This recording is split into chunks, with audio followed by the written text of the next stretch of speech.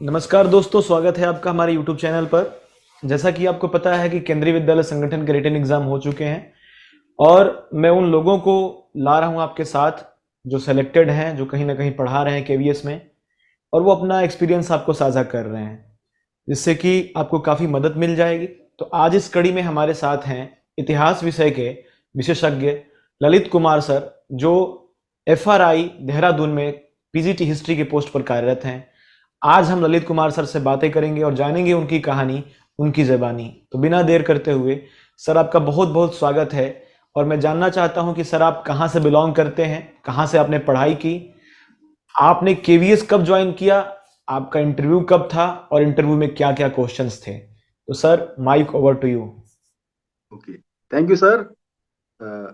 सबसे पहले सर मैं आपको बधाई देता हूँ, आपने इतना अच्छा प्रोग्राम ये आप कंडक्ट करा रहे हैं। और खास तौर से उन लोगों के लिए जिनकी भीड़ में कभी हम लोग भी शामिल थे, तो इतना अच्छा गाइडेंस देना एक बहुत ही अच्छा एफर्ट है। इसके लिए मैं आपको पहले बधाई देता हूँ। और दूसरा सर, जहाँ तक मेरी बात है, तो सर मैं जो है सहारनपुर से बिलोंग करता हूँ और अभी केंद्रीय विद्यालय एफआरआई देहरादून में अभी पोस्टेड हूँ मैं एज पीजीटी हिस्ट्री। और सर मेरी सर बेसिक पढ़ाई जो है वो सहारनपुर से हुई थी। अच्छा। और सर मैं एक चीज शेयर करता हूँ आपके साथ कि सर मैं जो है ग्रेजुएट जो है कॉमर्स से हूँ। तो अच्छा। क्योंकि मैं तो सर मैं क्योंकि ग्रेजुएशन मेरा कॉमर्स से था और मैं यूपीएससी की तैयारी करता था दिल्ली में। तो अच्छा। आप जैसे जानते हैं कि सर यूपीएससी अपने आप में एक बहुत वाइड चीज होती है। तो उसकी मैं प्रिपरेशन कर रहा था, मैंने काफी मेंस भी दिया, प्री दिए और भी दूसरे स्टेट्स के दिए। बट जब मेरा नहीं हो रहा था, तो मैंने एक बार थोड़ा सोचा कि क्यों ना एक बार केवीएस में हाथ आजमाया जाए। अच्छा। और सर मैंने इसके लिए 15-20 दिन रिटर्न के लिए मैंने केवी पे फोकस किया था। और अच्छा। मेरा इसमें रिटर्न में क्लियर हो गया था। कौन सा साल और था सर वो? सर ईयर कौन सा था? यार सर मैं 2017 बैच में सिलेक्ट हुआ था इसमें। ओके। तो सर क्योंकि मैं तो तैयारी में था, तो मैंने वेरी ऑनेस्टली, क्योंकि लोग बाग कुछ भी बोल देते हैं, तो मैंने सर कभी टीचिंग नहीं की थी। जैसे स्कूल में रेगुलर अपॉइंटेड नहीं था। तो हाँ। क्योंकि वहां पर जाना था, इंटरव्यू में जाना था, तो मेरे को एक थोड़ा सा एक्सपीरियंस तो लेना चाहिए ना कि भैया टीचिंग में क्या क्या छोटी छोटी चीजों को ध्यान में रखा जाना चाहिए। तो मैंने एक हम्म। छोटा सा कोचिंग ज्वाइन किया था। तो जब मैंने कोचिंग ज्वाइन किया था वहां पे, तो वहां से मेरे को कुछ कहते हैं ना सर कि भले ही आपको चीजें निकालनी पड़ती हैं, चीजें बनी बनाई कभी आपको रेडीमेड नहीं मिलती अपनी लाइफ में। You have to hmm. Take out. आपको, जैसे हम हिस्ट्री के स्टूडेंट्स हैं, हमको कुछ साक्ष्यों से चीजों को निकालना पड़ता है। तो ऐसे ही मैंने वहां से कोचिंग से जो मेरे काम की चीज होती थी, मैं बैठा रहता था, देखता रहता था कि कैसे प्राइमरी वालों की टीचिंग चल रही है।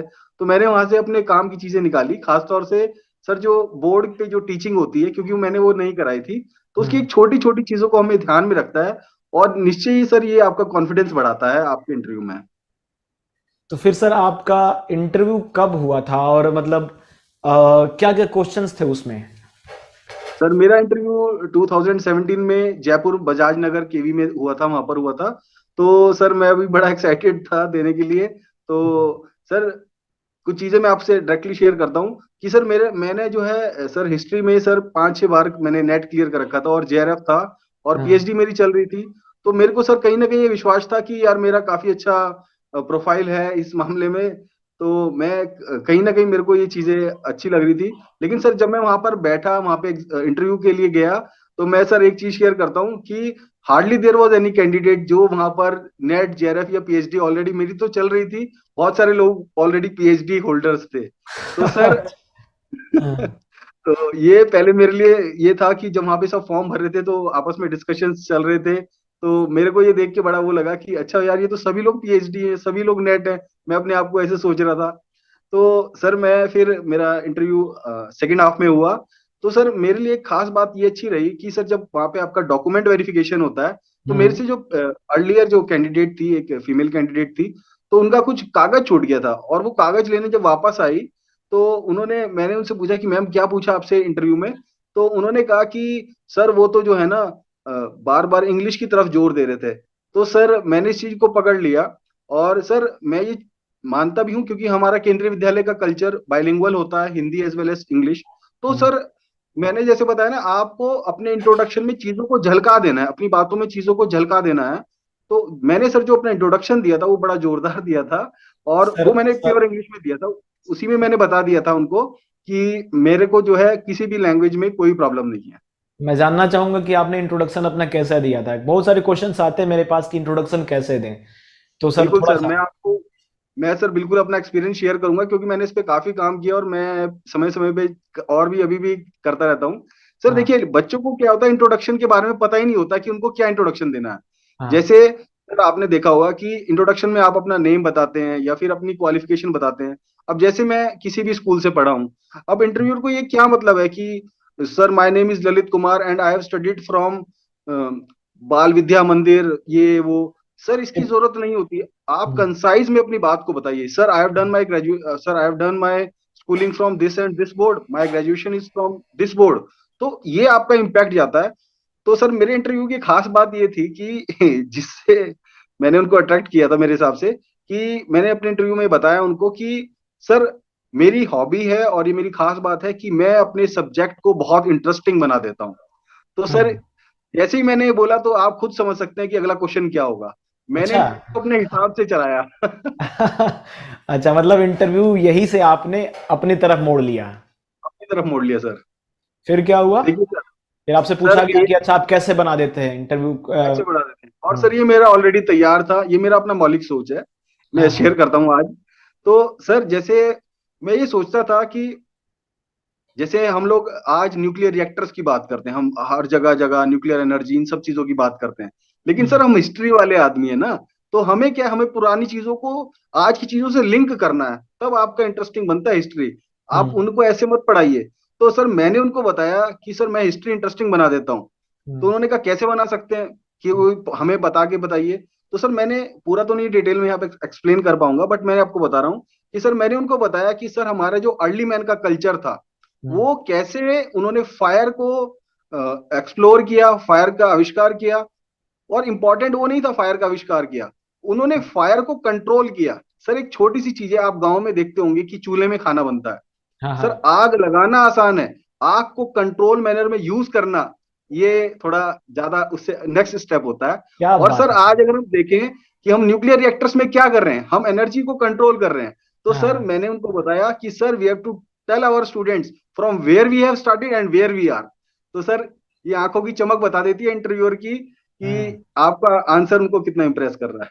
नहीं, आपने ये लाइन बड़ी अच्छी बोली कि आग लगाना जो है वो आसान है, पर आग को कंट्रोल करना बहुत मुश्किल है। तो ये चाहे किसी भी तरह का आग हो, चाहे फायर हो या जिंदगी में आग लगाने वाला हो। बिल्कुल बिल्कुल। फिर फिर उसके बाद सर क्या हुआ? फिर सर फिर मेरे पीएचडी के जो टॉपिक था उस पे बात हुई, कुछ क्वेश्चंस था, जैसे मेरा सोशल एंड रिलीजियस मूवमेंट्स पे टॉपिक था, तो फिर उसके ऊपर बात हुई, उनके उन्होंने कुछ क्वेश्चंस पुट अप किए। और सर हमारे हिस्ट्री में क्या होता है ना, हिस्ट्री डिवाइड होती है जैसे एंशियंट, मिडाइवल और मॉडर्न में। तो मॉडर्न में, हिस्ट्री हाँ। का जो जो भी स्टूडेंट्स इस हिस्ट्री का इंटरव्यू देने जा रहे हो, वो इस चीज के लिए पहले ही प्रिपेयर रहे, क्योंकि ये क्वेश्चंस जनरली पुट अप होता है कि आपने जो एमए किया है वो किस उसमें किया है, एंशियंट में किया है, मिडाइवल स्पेशलाइजेशन या में। मॉडर्न में। हाँ हाँ। किस उसमें किया है। तो इसके लिए आप तैयार हैं। और नेक्स्ट क्वेश्चन आपका ये होगा कि उसमें, या अगर आपने जनरल किया है तो आपका फेवरेट कौन सा है। तो हम्म। मेरा मॉडर्न भी था, मिडाइवल भी था, लेकिन उस समय मैंने मिडाइवल बोला। तो उन्होंने मेरे से मिडाइवल में मुगल से रिलेटेड बहुत सारे क्वेश्चंस किए। काफी के मैंने जवाब दिए, कुछ के नहीं भी दिए। हम्म। ऐसा होता है ना सर, जब इंटरव्यूअर होता है तो जो वो उसके मन में आंसर है, कई हम्म। बार वो भी आपको वो बताना चाहता है। आज हम अच्छा। केंद्रीय विद्यालय में पीजीटी हूँ, मैं पहले गुवाहाटी पोस्टेड था। तो मैंने बहुत इंटरव्यू लिए हैं सर कॉन्ट्रेक्चुअल्स के, और यहाँ पे भी मेरे को बिठाया जाता है बोर्ड में। तो मेरा ये अनुभव है कि कई बार इंटरव्यूअर जो है कुछ अपना ज्ञान करता है। हम्म। ये मुस्कुराते हुए आपका स्माइलिंग फेस होना चाहिए, जो मैं क्लास में भी यहाँ बच्चों को बताता हूँ और टीचर से भी एक्सपीरियंस शेयर होता है तो कि एक टीचर के। सर मिडिवल से क्या क्या क्वेश्चंस थे, थोड़ा उसको इलेबोरेट करिए। सर मिडाइवल से क्वेश्चंस थे कि what were the causes for the failure of Mughals, Mughals का जो डिक्लाइन हुआ है, वो हम्म। उनका क्या क्या कॉजेज था।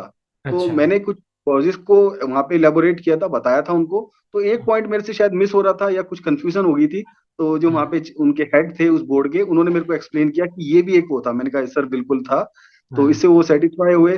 तो उसके बाद उन्होंने मेरे को कहा कि आप हमें एक टॉपिक पढ़ाइए बोर्ड पर। तो अच्छा। ये भी मेरा, क्योंकि पहले ऑलरेडी रेडी था ना, तो उसको उनको ऐसे नहीं दिखाना है कि हाँ आपने हाँ। रेडी कर रखा है, हम्म। आपको थोड़ा इस तरीके से चलना है। तो सर जब मैंने अपना टॉपिक स्टार्ट किया बोर्ड पर, सर देखिए ये छोटी छोटी चीजें ध्यान रखनी है। जैसे मैंने एक चीज सीखी थी कि बहुत सारे स्टूडेंट्स क्या करते हैं, जब उनसे वहां पे बोला जाता है टीचिंग के लिए, हम्म। तो वो क्या करते हैं, चुपचाप डेट लिखने लगते हैं, चुपचाप अपना टॉपिक लिखने लगते हैं। You have not to keep your mouth shut, ये मैंने सीखी है। आपके पीछे 40-50 बच्चे बैठे हैं, अगर आप हम्म। कमर उधर करके चुपचाप लिख रहे हैं तो क्लास शोर हो जाएगी, वो आपके कंट्रोल में नहीं रहेगी।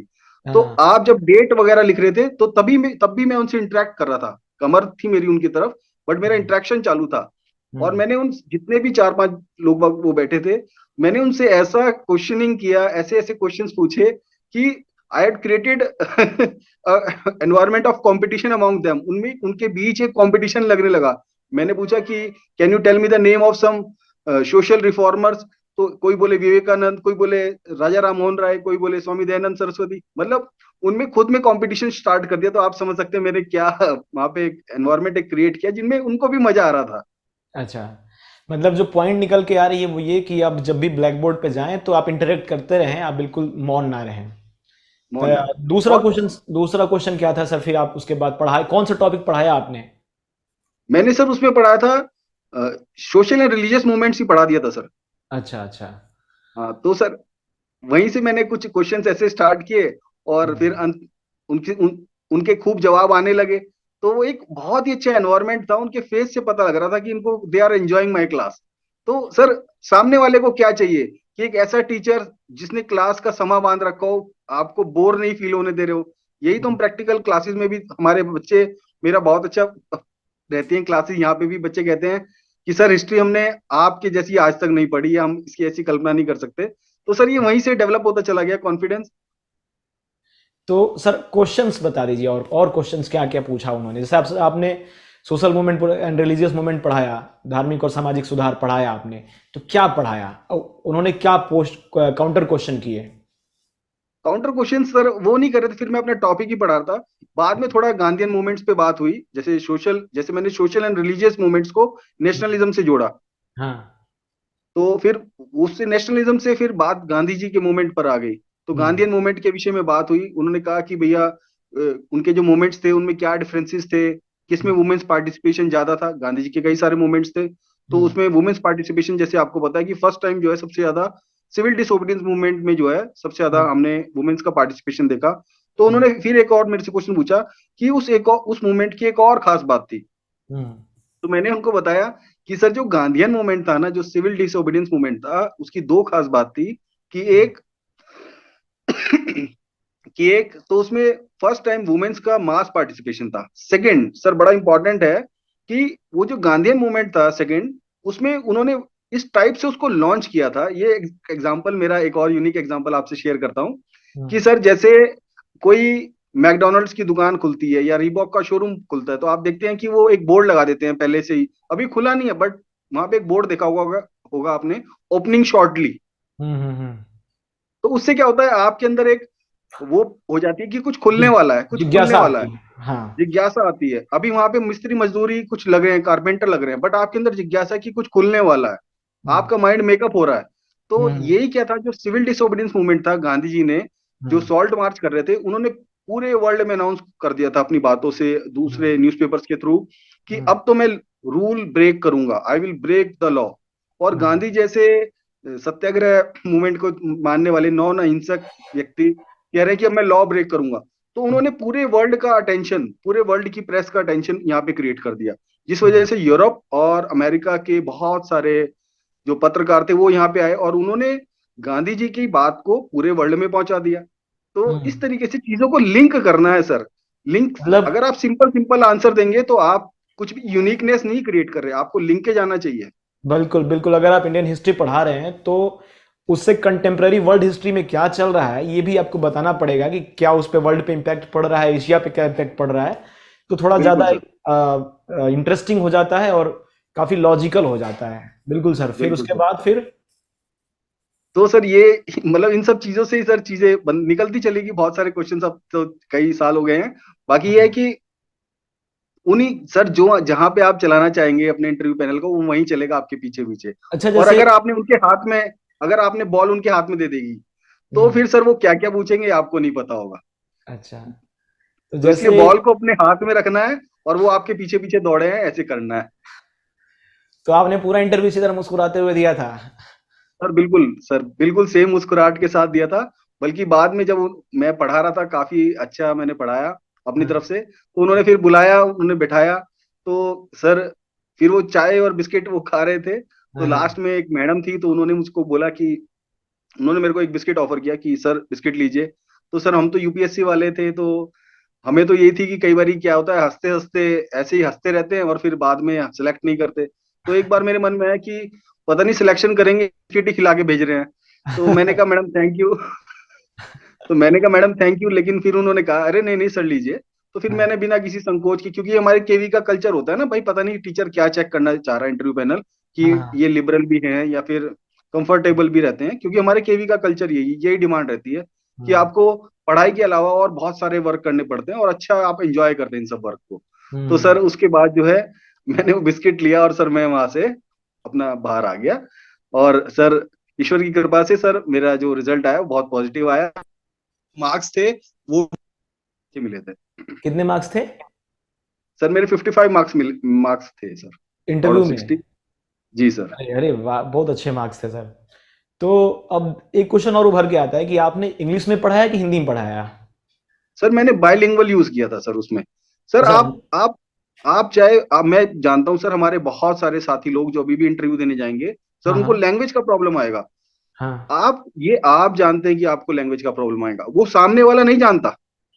जैसे आप टॉपिक शुरू करते हैं, today I am going to teach you about the social and religious movements of 19th century. आप बोलिए हम्म। इंग्लिश में धड़ल्ले से। फिर बाद में बात आप थोड़ी देर में आप कह दीजिए, तो बच्चों आपने क्या कभी राजा राम मोहन राय के बारे में कुछ सुना है ना? हम्म। तो हम्म। कुछ झलकाते रहिए इंग्लिश में, हिंदी में बोलिए, बट बीच में कुछ इंग्लिश झलका दीजिए, उसको ये ना लगे कि यार ये इंग्लिश में इंग्लिश बोलता भी है नहीं, उसको चेक करने की जरूरत ही ना पड़े, आप खुद से ही कुछ बोल दीजिए शुरू में। बहुत बढ़िया, तो मुझे लगता है एक पूरा डेमो क्लास आपसे करवाना पड़ेगा क्योंकि इस sir bar thank demo, you. इस बार डेमो भी है, डेमो का अलग नंबर है। तो अच्छा अच्छा। ये बताइए कि जैसे आपका स्पेशलाइजेशन किस में था, मॉडर्न में था ना? सर मैं चौधरी चरण सिंह यूनिवर्सिटी मेरठ का सर छात्र रहा हूँ। तो सर हाँ। हमारे यूनिवर्सिटी में क्या होता है, कुछ भी स्पेशलाइजेशन नहीं होता, वो एक अच्छा। जनरल सब्जेक्ट होता है। तो इसीलिए उन्होंने मेरे से पूछा था कि आपको कौन सा पसंद आया, या आपको किस में आपको कंफर्टेबल फील करते हैं। तो फिर हाँ। मैंने मेडावल बोला, हालांकि मैं तीनों में कंफर्टेबल था, लेकिन कुछ तो बोलना ही था, तो इसलिए मैंने मेडावल बोला था। तो दोस्तों जिनको जो भी इनका प्लस पॉइंट है, पॉजिटिव पॉइंट है, वो बोलिएगा, क्योंकि कई बार एंशियंट में फंस जाते हैं लोग। तो मिडिवल और बिल्कुल। मॉडर्न जो भी आपको अच्छा लगता हो, जिसमें आप पॉजिटिव हो, कॉन्फिडेंट हो, वो बोलिएगा। सर की जिसमें आपको ज्यादा आयाम पता हो आप उसको बोलिए। उन्हें कोई ऐसा नहीं कि उनको एंशंट से प्यार है या मिडाइवल से या मॉडर्न से। उनको तो आपका वो स्पेशलाइजेशन देखना है उनको। आपने जो, अगर आप इंटरव्यू देने जा रहे हैं तो आपने बता दिया कि you have the knowledge of your subject, but वहां पे आपका वो देख रहे हैं आप कितने कंफर्ट होके, कितने हैप्पी मूड में अपने स्टूडेंट्स को एंटरटेन कर पाएंगे, कितने नहीं कर पाएंगे। तो आप रिलैक्स होके जाइए, मेरा तो यही है कि आप अच्छे से दीजिए, आप लोगों का भी सिलेक्शन होगा। जब तक मेरा नहीं हुआ था तो मुझको भी ऐसे लगता था, आज मेरे को कोई डर नहीं लगता। सर तो ये एक बात है कि जब आप लोग दे रहे थे, हम लोग दे रहे थे एग्जाम, तो उस समय इतने प्लेटफॉर्म नहीं थे बताने वाले, बिल्कुल और सर। इतने फोन आ रहे थे मुझे कि सर ऐसे है वैसे, दूर दूर के। तो मैंने कहा कि भाई एक फ्री ऑफ कॉस्ट एक इनिशिएटिव लिया जाए, जिसमें जो वाकई सिलेक्टेड लोग हैं, वो जैसे आपसे बातचीत हो गई बहुत सारे लोगों से, वो कुछ टिप्स दे सके। बिल्कुल अब बिल्कुल अब ये सर बताइए बिल्कुल। कि यूरोपियन हिस्ट्री का क्या रोल था इसमें, यूरोपियन हिस्ट्री से कुछ पूछा? सर बहुत अच्छा आपने क्वेश्चन पूछा सर। क्या होता है कि सर जो हमारे हिस्ट्री के कैंडिडेट्स होते हैं, वो हम्म। ज्यादातर इंडियन हिस्ट्री को ही फोकस करते हैं, क्योंकि ज्यादातर एग्जाम्स में भी इंडियन हिस्ट्री पूछी जाती है। बट हाँ। सर कई बारी जब you have to be ready for everything, क्योंकि हमारे 11th पूरा वर्ल्ड हिस्ट्री होता है। तो हम्म। सर कई बारी क्या होता है कि अगर कहना नहीं चाहिए, इंटरव्यू का मूड कैसा है, तो वो वर्ल्ड हिस्ट्री पे अगर फोकस हो गया और आप तैयार करके गए एंशियंट मिडाइवल और मॉडर्न, तो हाँ। आप कम से कम, मैं ये नहीं कहूंगा कि पूरा सर वर्ल्ड हिस्ट्री के लिए इतना समय नहीं निकाल पाते, सभी छात्र, ये सच्चाई होती है।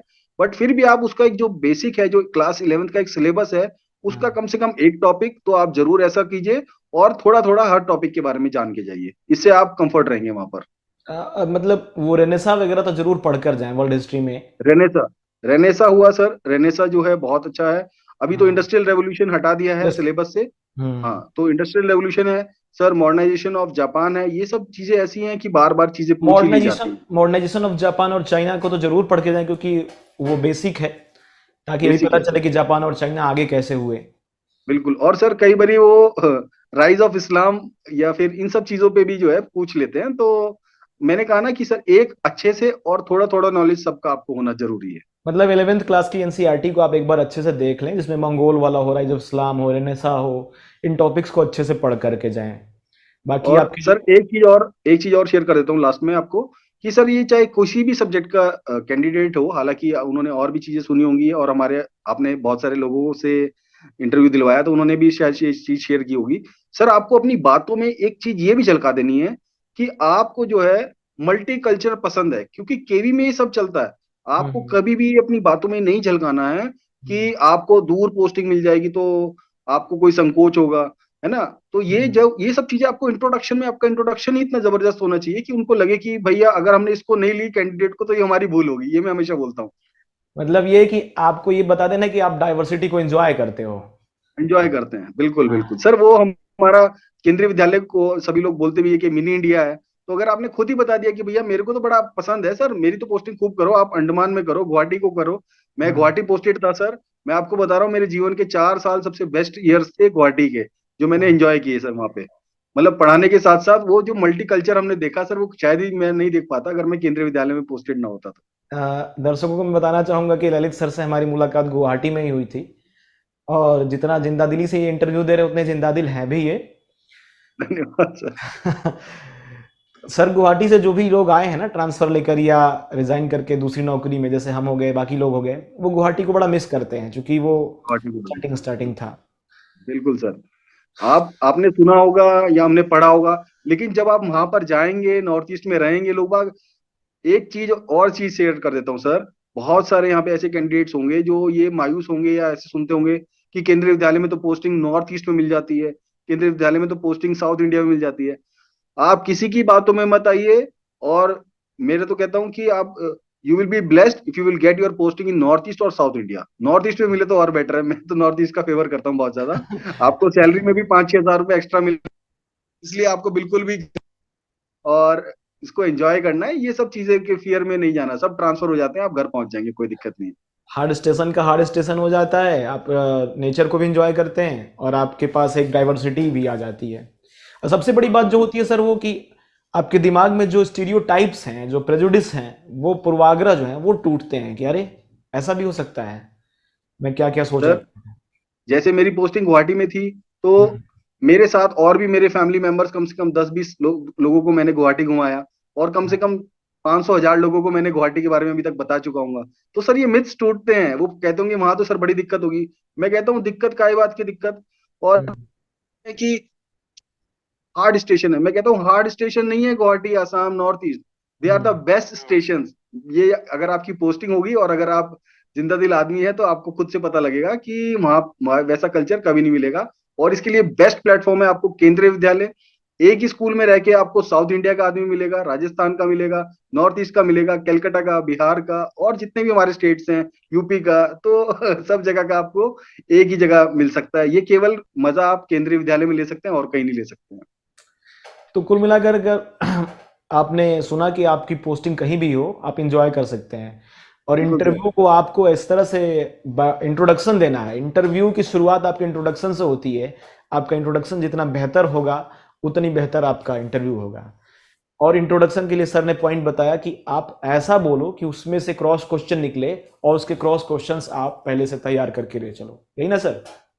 बिल्कुल सर, एक चीज और ऐड कर देता हूँ जैसे याद आती है हम्म, कि आपकी आवाज एकदम क्लियरिटी होनी चाहिए। मैं क्लास में भी बच्चों को बात बोलता हूँ और वैसे ही बोलता हूँ इंटरव्यू जो देने जा रहे हैं, कि आपकी आवाज में क्लियरिटी होनी चाहिए। आपकी आवाज, उसको कान को ऐसे नहीं लगाना चाहिए कि ये क्या बोल रहा है इंट्रोडक्शन में, ये क्या पढ़ा रहा है। आपकी clarity of voice, your voice should be very clear. शब्द हम्म। आपके एकदम ऐसे लगे, आपका कॉन्फिडेंस ऐसे नहीं आता। तो इसके लिए आप प्रैक्टिस करके जाएं, सब प्रैक्टिस होता है, स्क्रिप्टेड होता है बहुत सारी चीजें। तो इसलिए आप उनको प्रैक्टिस करेंगे तो निश्चय आपका बहुत अच्छा इंटरव्यू जाएगा। मेरी बहुत बहुत शुभकामनाएं सभी कैंडिडेट्स के लिए। और विशाल सर का मैं बहुत बहुत धन्यवाद करता हूँ, इन्होंने मेरे को अपने प्लेटफॉर्म पे मौका दिया और इतना एफर्ट ले रहे हैं, सच में बड़ा एफर्ट ले रहे हैं। टाइम नहीं था, बट फिर भी सर ने कई बार कहा और इतना वो किया, तो मैंने अपना एक्सपीरियंस शेयर किया सर। अभी हर जगह सीबीएसई के एग्जाम भी चल रहे हैं और पेपर रिवोल्यूशन ड्यूटी भी आ गई है। सर देखिए, अब कुल मिलाकर के इतिहास पे थोड़ा और बात करते हैं। जैसे मुझसे जब केवीएस का इंटरव्यू हुआ था तो उसमें ऑथर के नाम भी पूछे गए थे। क्या आपसे पूछा गया था ऑथर के नाम कि आपने कौन कौन सी किताबें पढ़ी हैं या फिर ऑथर के नाम? नहीं नहीं सर, मेरे से तो नहीं पूछा गया था, लेकिन इस बात की संभावना बनती है सर, क्वेश्चन तो कुछ भी पूछ सकता है। अच्छा। क्वेश्चन तो कुछ भी पूछ सकता है। लेकिन सर देखिए, ऐसा होता है कि जो इंपॉर्टेंट चीजें हैं, सपोज हाँ। कीजिए जो इतिहास की इंपॉर्टेंट बुक्स हैं, जो इंपॉर्टेंट मूवमेंट्स हैं, उनके हम्म। बारे में आपको जरूर बताना चाहिए। अब कुछ ऐसी चीजें जो थोड़ा सा हम धुंधली हो गई हैं हमारे उसमें, दिमाग में, तो कहीं स्मृति। कुछ अगर आपको नहीं आ रहा है तो आप सॉरी कह सकते हैं, कोई दिक्कत नहीं है। अभी तो जैसे इससे मैटर नहीं, हाँ जी, इससे मैटर अ, नहीं करता ज्यादा कि अगर एक आधा फैक्ट आपके उससे ना याद आए, तो ये बहुत ज्यादा चीजें मायने नहीं रखेंगी मेरे हिसाब से। जैसे उस समय मुझसे नेशनलिस्ट हिस्टोरियन के बारे में, सबाल्टर्न हिस्टोरियन के बारे में पूछा गया। तो जी ये सब सर। जो है उनको पढ़ लेना चाहिए विद्यार्थियों को, जो एस्पिरेंट्स हैं उनको देख लेना चाहिए क्या क्या कौन कौन से उसमें अप टू डेट हो रहे हैं, क्या चल रहा है, ये देख लेना चाहिए। सर हमारे डिफरेंट स्कूल्स ऑफ थॉट्स होते हैं हिस्ट्री में, हिस्टोग्राफी बोलते हैं इसको। हाँ तो हाँ जिस हाँ। जैसे सबाल्टर्न है, तो आजकल सबाल्टर्न के पूछ लेते हैं, मार्क्सिस्ट हिस्ट्री पूछ लेते हैं, हम्म। नेशनलिस्ट वो पूछ लेते हैं। तो इनके थोड़े थोड़े नाम जो इनके इन स्कूल से में जो पॉपुलर जो है हमारे हिस्टोरियंस हैं, उनके नाम, उनकी कुछ बुक्स, ये तो मेरा, मैं समझता हूँ कि इतनी चीजें तो इतिहास के, आप शिक्षक बनने जा रहे हैं तो आपको ये सब चीजें बेसिकली पता होनी चाहिए। बिल्कुल, आप पीजीटी हिस्ट्री का देने जा रहे हैं तो इतना आपको पता होना ही चाहिए कि होनी अगर चाहिए आपसे पूछा बिल्कुल। जाए तो सॉरी सर ना कहे, क्योंकि आप एमए में पढ़ चुके रहते हैं। हमें बढ़ चुके हैं। तो सर और कुछ जो चीजें आप छूट रही है, क्योंकि आप बार बार ऐड कर रहे हैं, कुछ छूट रहा है आपका? सर ऐसा होता है कि अभी हम पढ़ाने की प्रक्रिया में, अभी भी जो है आगे हमने जैसे, अब आप लोगों का आशीर्वाद रहेगा, प्यार रहेगा, तो वाइस प्रिंसिपल का एग्जाम दे के आए हैं, तो अब चीजें हमने वो हिस्ट्री वाली छोड़ के अब थोड़ा पढ़ने लगे हैं। तो इस चीजें, अब फोकस दूसरी तरफ जाने लगा है। लेकिन जब मैं इस चीज की तैयारी करता था, तो सर आप यकीन मानिए, अभी भी मैं वो बुक्स को सब देखता हूँ तो मेरे को अपना पुराने दिन याद आ जाते हैं। आप हाँ। चीजों को आप चीजों को रिवाइज कीजिए। आप चीजों को बहुत ज्यादा एक्सपैंड करने की जगह चीजें क्लियर होनी चाहिए, कि हम्म। ये मेरे से अगर पूछा गया तो मैं इसको इतना क्लियर और इतना इंटरेस्टिंगली बताऊंगा कि सामने वाले को खुद से ही मजा आने लगेगा। है ना? आप हम्म। भी किसी का हक नहीं मारेंगे। आपका अगर किसी ने काम परफेक्ट किया, you will pay him full amount, आप उसको पूरा अमाउंट देंगे ना।